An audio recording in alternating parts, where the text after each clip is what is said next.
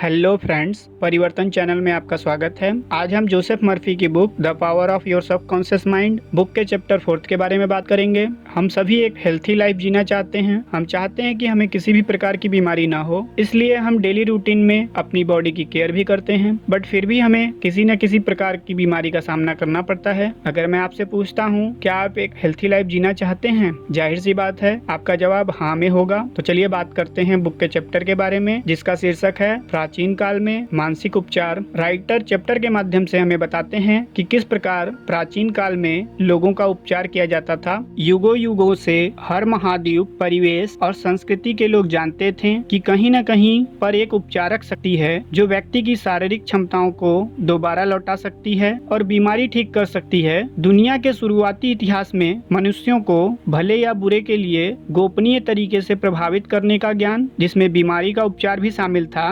पुजारियों और धर्म गुरुओं तक ही सीमित था। यह दावा किया जाता था कि ईश्वर ने उन्हें कुछ विशेष शक्तियां दी हैं, जिनमें उपचारक शक्ति भी शामिल थी। उदाहरण के लिए प्राचीन मंदिरों में पुजारी रोगियों को नशीले पदार्थ खिलाते थे और उनके मूर्छित हो जाने पर सम्मोहन के सुझाव देते थे।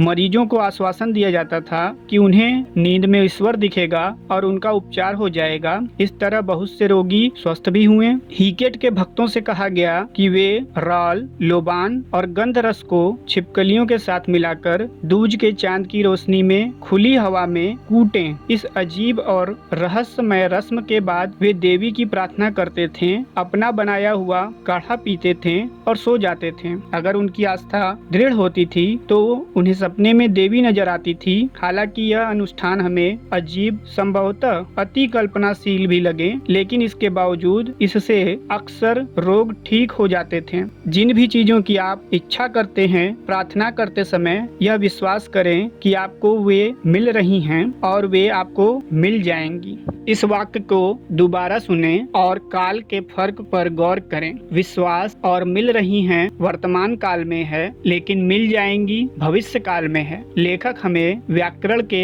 इस छोटे से अंतर से बहुत ही महत्वपूर्ण बात बता रहे हैं। अगर हम इस तथ्य को सच मान लेते हैं और स्वीकार कर लेते हैं कि हमारी इच्छा वर्तमान में ही पूरी हो चुकी है, तो यह भविष्य में अवश्य पूरी होगी। शाश्वत उपचारक सिद्धांत। आपका अवचेतन मन सुझाव की शक्ति का हमेशा पालन करता है। आपके शरीर के सभी कार्यों, स्थितियों और अनुभूतियों पर आपके अवचेतन मन का पूरा नियंत्रण होता है। आप पक्के तौर पर जानते हैं कि सुझाव से सम्मोहित व्यक्तियों में किसी भी बीमारी के लक्षण पैदा किए जा सकते हैं। उदाहरण के लिए, सम्मोहित अवस्था में दिए गए सुझाव की प्रकृति के अनुसार व्यक्ति को बुखार हो सकता है, उसका चेहरा लाल हो सकता है या उसे सर्दी हो सकती है। आप व्यक्ति को सुझाव दे सकते हैं, उसे लकवा मार गया है, वह चल नहीं सकता, और ऐसा ही होगा। आप सम्मोहित व्यक्ति की नाक के नीचे ठंडे पानी का एक कप रखकर उसे बता सकते हैं, इसमें नसवार भरी है, इसे सूंघो।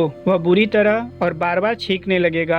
आपको क्या लगता है, छींक किस कारण आई, पानी के कारण या सुझाव के कारण? ध्यान दें कि अवचेतन मन आपकी उंगली के घाव को किस तरह भरता है, यह जानता है कि इसे कैसे भरना है। डॉक्टर घाव पर पट्टी बांधकर कहता है प्रकृति इसे ठीक कर देगी, लेकिन प्रकृति और कुछ नहीं बल्कि प्राकृतिक नियम का दूसरा नाम है, जो अवचेतन मन का नियम है। सुझाव से फोड़े उत्पन्न करना। बर्नहीम बताते हैं कि उन्होंने एक मरीज की पीठ पर डाक टिकट चिपकाकर उसे सुझाव दिया कि उसे फोड़ा हो गया है। इस तरह के प्रदर्शनों की पुष्टि दुनिया के कई हिस्सों में कई डॉक्टरों के प्रयोगों और अनुभवों में हुई है। प्रमाणों को देखते हुए शंका की कोई गुंजाइश नहीं है कि मौखिक सुझाव देकर रोगियों के शरीर में संरचनात्मक परिवर्तन किए जा सकते हैं। याद रखने लायक विचार। खुद को बार बार याद दिलाएं कि उपचारक शक्ति आपके अवचेतन मन में है। जान ले कि आस्था जमीन में बोए बीज की तरह है, यह अपनी तरह के फल देती है। अपने मन में विचार का बीज बोलें, इसे उम्मीद का पानी और खाद दें, यह वास्तविकता में बदल जाएगा। सारे रोग पहले हमारे दिमाग में पैदा होते हैं। कोई भी चीज शरीर पर तब तक प्रकट नहीं होती